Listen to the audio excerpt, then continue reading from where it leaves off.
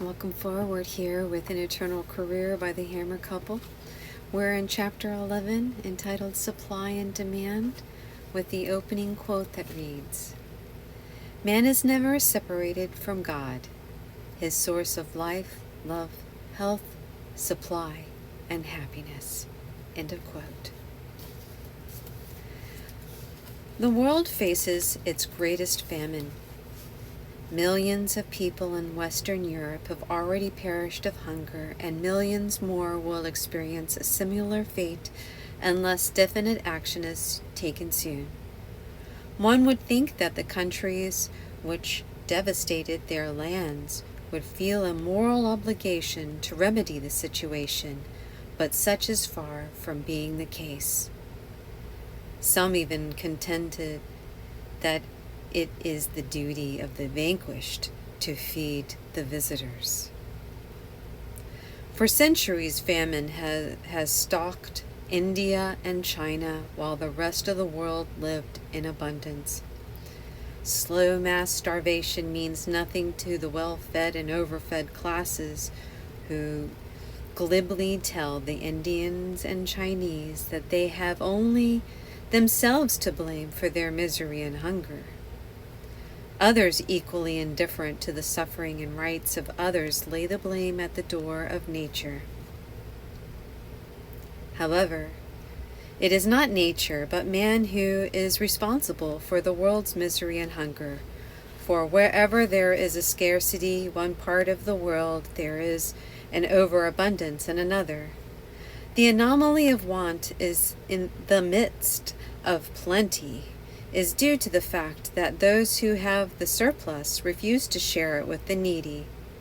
There is no need for even one person to perish from hunger, leave alone millions.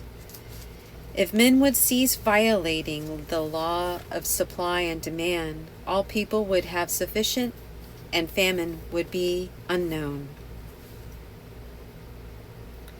Surely it is common sense and better for the health of society for all to have sufficient for their needs than for the majority to lack and the minority to have too much. A man who would permit a member of his family to be hungry and in distress while he and the others were well fed and had a superfluity would be a monster. This is what ails the social system. There are too many monsters whose greed reminds one of hungry dogs who not only eat their own portion, but devour the food on the plates of others. The existing social and economic order is about as healthful as a man suffering from cancer. When one part of the body draws upon another or is opposed to the other, every species of evil pain and wretchedness and disorganization is generated. Cancer in men cannot be cured unless the root of the disease are completely extirpated, which usually means a removal of a large portion of the unhealthy tissue. No less drastic treatment will suffice for the cure of social cancer. Nothing is more hazardous than extirpating social cancer. Alleviating the symptoms is applauded and approved, but woe unto him who would remove its cause, as for example, war, crime, and poverty. He is ostracized, persecuted, and often thrown in prison, for those entrenched in economic power exhibit horror at any curative measure. But millions of afflicted people who, possessing nothing and can only gain something, welcome them.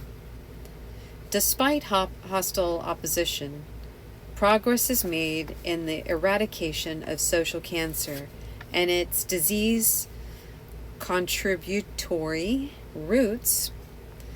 Social legislation is being enacted, compelling ruthless and greedy industrialists to do what they should have done voluntarily long ago, namely, to provide for their employees' unproductive years.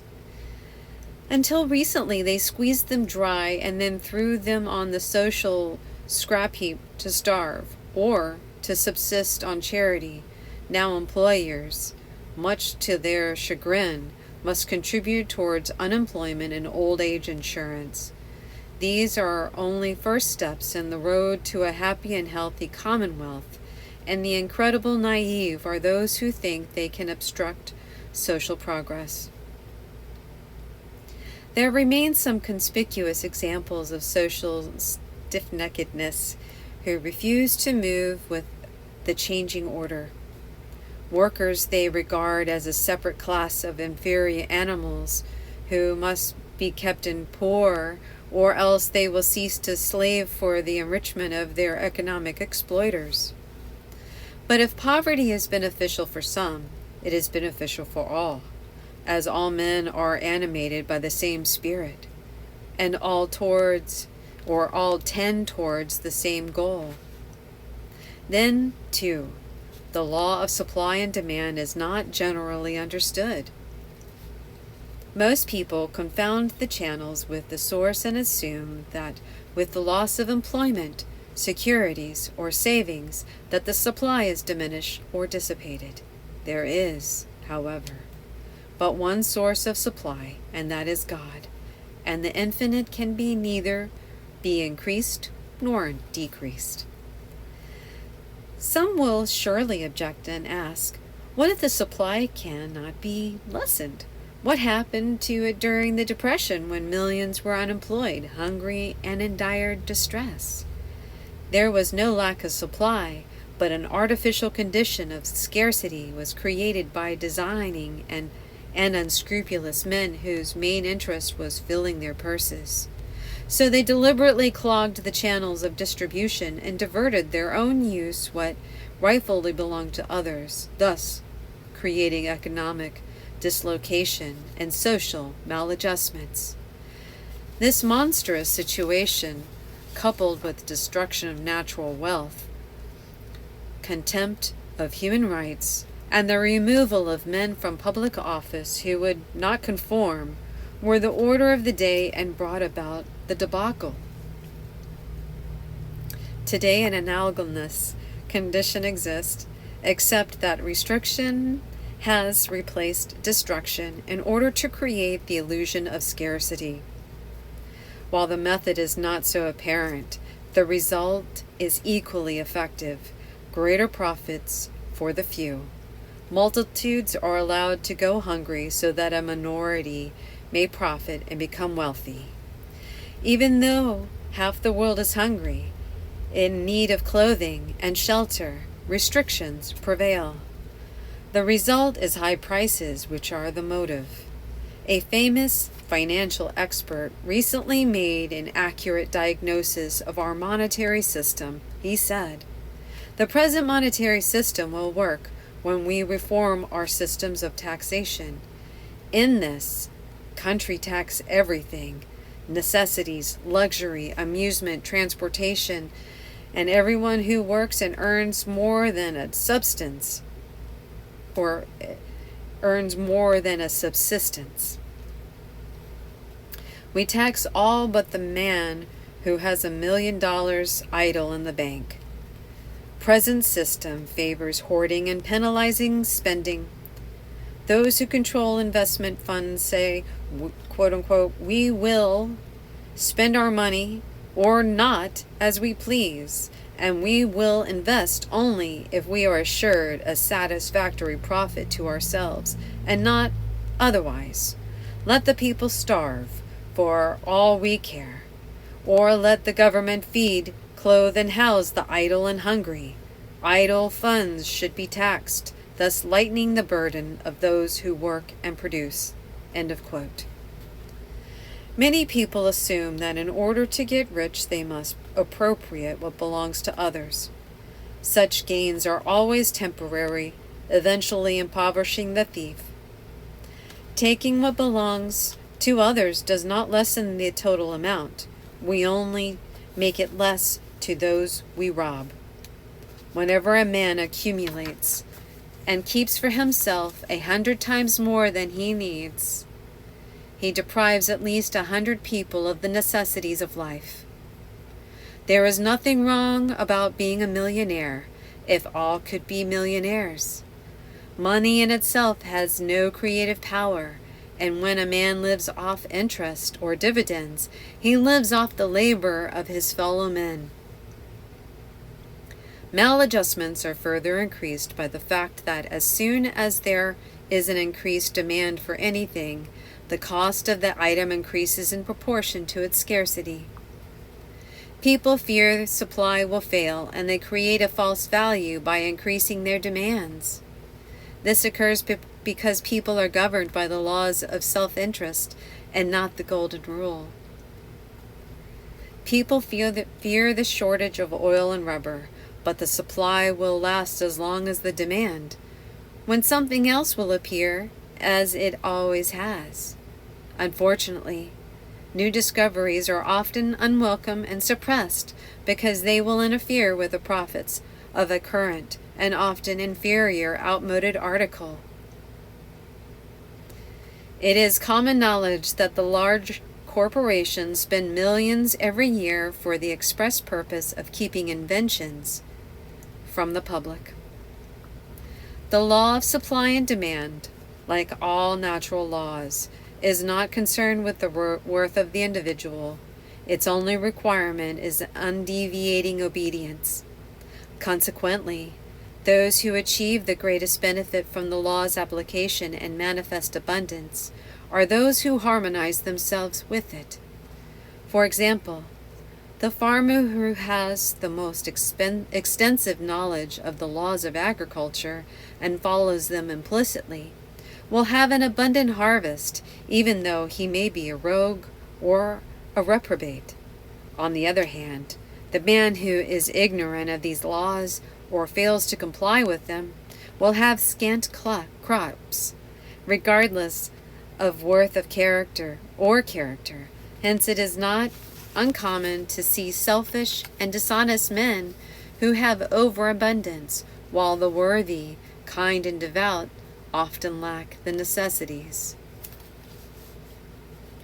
When in harmony with the law of supply and demand, it is as easy to manifest thousands as hundreds of dollars. The inquiry and injustice, or the injury and injustice, arises not only from the accumulation, but in the refusal to share it. All the wealth of the world comes from the land and belongs to the Creator, and is only loaned to man for 70 or 80 years at the most. Whenever one has more than he needs, it should be distributed among those who are in need. This is done by enlightened individuals. When one takes without giving, the law is violated. When service is exchanged or an equivalent rendered, the law is fulfilled. A man who breaks into another's house and robs him is a thief and punishable by law. A man who appropriates from life what belongs to others is also a thief and punishable by spiritual law. Whatever we take from life, we are obligated to pass on. Life flows through us, and whenever we attempt to obstruct it, trouble, illness, lack, failure, and unhappiness follow. When life flows unobstructedly through us, we are in harmony with it, and we are happy, healthy, and successful. A new social consciousness is needed, the realization of abundance for all. This consciousness, however, will never be acquired collectively.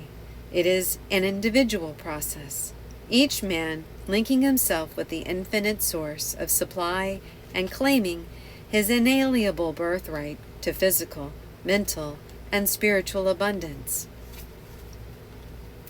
To go to the first supply, God, rather than the earthly channels, the supply is infinite. It is the demands that are made upon it which are dark. When we shall have grasped this truth, then the fear of poverty and scarcity will vanish. Convincing an impoverished man of supply or unlimited supply is difficult. But because he does not understand, the law does not alter it. If a man does not know the law of mathematics, he will get wrong answers to his problems. The same is true with the law of supply and demand. That the supply is always equal to the demand was demonstrated by some people even during depths of the Depression. They had ample, while around them were others who lacked the necessities. A poverty consciousness staves off supply. Men, thinking they are poor and fear poverty, and because they think and fear it, they are. When we doubt, we limit our supply, but we do not make the supply any less. We merely lessen it to ourselves. Lack of faith clogs the channels, while faith keeps them wide open. For instance, a man with faith who loses one position soon obtains another. Many erroneously suppose that getting enriches and that giving impoverishes. Or, let me read that again. Many erroneously suppose that getting enriches and that giving impoverishes. It is the reverse, which is true. What you keep, you lose, and what you give is yours forever. For man owes nothing in its entirety. If he did, it would be his beyond all question. None could take it from him or destroy it, and upon his demise could take it with him.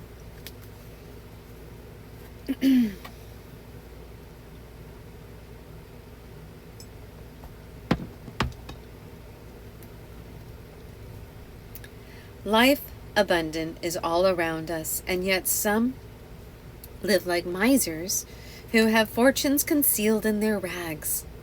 How often one reads of beggars who drop dead in the street, and police find thousands of dollars stuffed in their pockets or in banks. In order to accumulate this wealth, they subsisted on meager rations and lived in sordid surroundings. We wonder at these wealthy paupers who lived in deprivation to hoard money. Such a sickness. Yet how many more live in abject intellectual poverty, while all around them are mental riches? Moreover, there are available to all, for none can hinder another from contacting the universal mind and acquiring all the knowledge he desires. Nor does he have the keen, merciless competition to contend with, as he does on the material plane. Plato, Socrates, and Aristotle possessed the greatest of mental riches, while all around them were hordes of impoverished intellects. Today, as then, most people are content to reflect the opinions of others instead of being original. Yet, we contribute and enrich the world and ourselves only by that which we have extracted from the universal mind and individualized it into a thought or an idea. To see physical life undetermined by hunger, undermined, is pitiful. To see intellectual life enfeebled is tragic, but to see spiritual life starved is calamitous. Yet, everywhere there are spiritual mendicants living in abject poverty, enveloped in materiality. Blindly they pursue material things and ignore the immortal truths that heal, soothe, enlighten, and bless, and which, like flowers, are scattered at their feet. The wisdom of the philosophers, seers, and saints has been preserved and are easily available to all who can read. But how few partake of them? Lastly, it is only the intellectual and spiritual, things that man can rightly call his own. All material things, whether he earned them, or whether he bought them, or whether they are gifts, they must be left at the threshold of death. Therefore, it is a great mistake to live poor in order to die rich, for no man is rich save in good works. To live rich and not die rich should be the aim of life, for it is good works and not goods that follow us. Such ends Supply and Demand. The next chapter is entitled Preparation.